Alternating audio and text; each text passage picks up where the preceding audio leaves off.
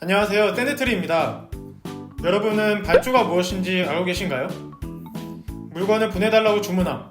주로 공사나 용역 따위의 큰 규모의 거래에서 이루어진다. 이게 바로 발주의 사전적 정의인데요. 건설공사를 주문하는 것 자체가 건설공사 발주가 되겠죠. 그럼 이러한 건설공사 발주 체계는 어떤 것이 있을까요? 건설공사의 발주 체계는 공사가 점점 첨단화, 대형화, 복잡화되면서 변해왔습니다. 왕정체제였던 로마 시대나 고대 이집트 등에서 공사를 진행할 때는 오너와 마스터 빌더만 존재하는 체제로 공사가 진행되었죠. 이 당시에는 공사 자체가 복잡하지 않았고 무엇보다 왕이라는 강력한 권력을 가진 오너가 존재했기 때문에 가능한 체계였습니다. 하지만 점점 짓고자 하는 구축물들이 전문화되면서 건설공사 분화의 필요성이 커져갔고 공사 간 통합과 분화 간의 조화가 필요해졌습니다. 이러한 문제를 해결하기 위해 다양한 발주 체계가 등장하기 시작했죠.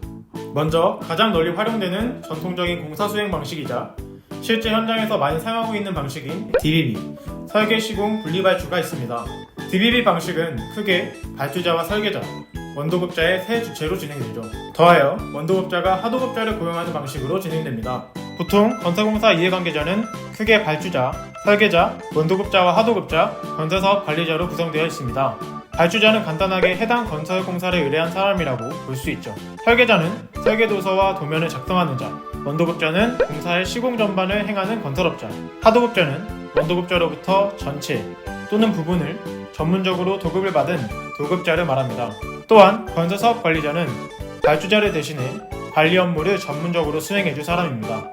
앞서 실제 현장에서 가장 주된 발주 방식이라고 설명했는데 그 이유는 공사비에 많은 장점이 있기 때문입니다.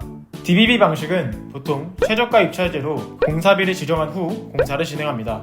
따라서 비교적 정확한 공사비 예측이 가능하고 최저가 입찰제 진행에 따른 경쟁 유발로 공사비 절감이 가능합니다. 또한 시공 부문에 대해 원도급자가 일괄적으로 책임을 지기 때문에 발주자 입장에서 부담이 덜할 수밖에 없는 발주 방식입니다. 하지만 공사비에 관한 장점이 뚜렷한 만큼 단점도 뚜렷합니다. 무리한 저가 입찰로 인해 공사 자체에 품질 저하가 발생하는 경우도 존재하고 원도급자의 하도 및 재하도 우려도 존재하죠. 또한 설계자와 원도급자 간의 컨택이 적다 보니 설계와 시공 간의 단절을 야기할 수도 있습니다. 따라서 건설공사 진행 중 클레임 및 분쟁 발생 시 책임 소재 규명에 어려움을 겪기도 하죠. 장점으로 언급한 원도급자 시공 부분 일괄 책임이 지나친 원도급자 능력 의존이라는 단점으로 나타나기도 합니다. 이러한 분리발주 방식과 유사한 형식으로는 분할발주 방식이 있습니다. 분할발주는 원도급자 위에 원도급자가 존재하냐, 존재하지 않느냐에 따라 원하도급형 분할발주와 전문공사 분할발주로 나뉘게 됩니다. 원하도급형 분할발주는 DBB 방식과 같이 발주자와 설계자, 원도급자가 존재하는 것은 같으나 원도급자 아래에 하도급자가 아닌 다른 원도급자가 있고 그 원도급자 아래에 하도급자가 있는 형식입니다. 반면에 전문공사 분할발주는 원도급자가 없는 분할발주 방식으로 발주자와 설계자, 전문건설업자로 구성되어 있습니다. 분리발주 방식이 물량을 나누는 형식이라면 분할발주 방식은 공종을 나눠 각각의 원도급자가 가져가는 형식으로 공종별 전문성을 확보할 수 있다는 장점이 있습니다.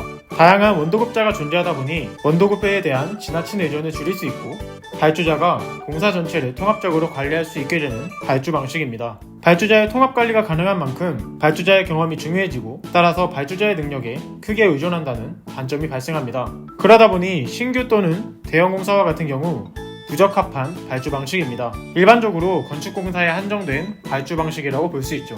또한 공정에 따라 공사를 분류하다 보니 책임 소재에 대한 분쟁이 발생했을 때 해결하기 어려운 점이 큰 단점 중에 하나입니다. 분리발주와 분할발주의 공통점 중 하나로 설계와 시공이 분리되어 있어 둘 간의 커뮤니케이션이 원활하지 못하는 점이 있었죠. 이런 문제를 해결할 수 있는 방식이 바로 설계시공 일괄발주 방식, DB 방식입니다. 우리나라의 경우 턴키 방식이라고도 불리죠. DB 방식은 설계와 시공을 통합해 발주자와 설계시공 일괄도급자로 이루어져 있는 발주 방식입니다. 설계와 시공이 일괄적으로 이루어지다 보니 설계와 시공 간의 책임이 일원화되어 클레임 발생 시 갈등 해결이 용이하다는 장점이 있습니다. 또한 설계와 시공이 하나로 묶여 있다 보니 설계와 시공 간 갈등 요소가 적고 클레임 발생이 적다 보니 자연스레 공기가 단축되고 설계 변경 요소가 최소화될 수 있습니다. 설계와 시공을 각각 입찰해야 하는 발주자 입장에서 하나만 입찰하면 되니 입찰 업무가 간소화되는 것도 장점이겠죠. 하지만 어떤 발주 방식이든 장단점이 있기 마련이겠죠. 분리 발주에서는 원도급자 능력에 지나치게 의존한다면 DB의 경우 설계 시공 일괄 도급자에게 의존성이 커 발주자의 공사, 조정 기회가 적어질 수밖에 없습니다. 또한 공사에 맞는 설계 능력과 시공 능력을 동시에 갖춘 도급자를 구하기가 현실적으로 어렵죠. 설계와 시공이 합쳐지다 보니까 설계, 시공 간의 견제 기능을 상실한 것도 단점 중 하나입니다. 해서 대안으로 나온 것이 바로 건설사업 관리 방식, CM 방식입니다. 대형 건설공사에 아까 보셨던 원화도급형 분할 발주 방식을 적용하는 과정에서 공사를 총괄해 책임질 주체가 사라지자 의도했던 목적과 달리 오히려 비용 증가와 많은 분쟁이 발생되자 이 대안으로 발주자를 대신해 관리 업무를 전문적으로 수행해줄 건설사업 관리자, 컨스트럭션 매니저를 건설공사에 참여시키면서 CM 방식이 탄생했죠. CM은 건설사업 관리자가 용역자의 입장에서 발주자에게 전문적인 서비스를 제공하는 CM4B 방식과 시공 이전 단계에서는 용역에 해당하는 서비스를 제공하지만 시공 단계에서는 시공자의 역할을 겸하는 CM at Risk의 형태로 크게 구분됩니다. 이 그림이 CM4B 방식으로 발주자의 업무를 건설사업자가 대신해주는 방식입니다. 반면에 CM at Risk의 경우 건설사업 관리자가 시공자의 역할로 들어가는 방식이죠. 아무래도 건설사업 관리자가 더 많은 책임을 지고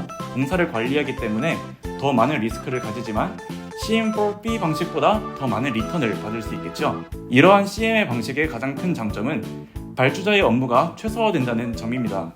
또한 전문적인 건설사업 관리자를 고용했다면 관리 분야별 전문성 확보, 신기술 및 신공법 적용 기회 확대, 기획, 설계, 시공의 연속성, 분쟁 및 클레임 최소화 등 거의 모든 공사 진행에 있어 원활해진다는 장점이 있습니다. 아마 단점에 대해서는 여러분도 이젠 감이 오실 겁니다. 당연히 건설사업 관리자의 업무 및 책임이 커졌으니 지나친 건설사업 관리자의 능력 의존이 단점으로 드러나겠죠. 또한 우리나라 같은 경우 아직 CM이 활성화되지 않아 건설사업 관리자 선정이 어렵고 CM 발주 방식에 대한 발주자의 이해와 경험 부족이 한계점으로 나타나고 있습니다.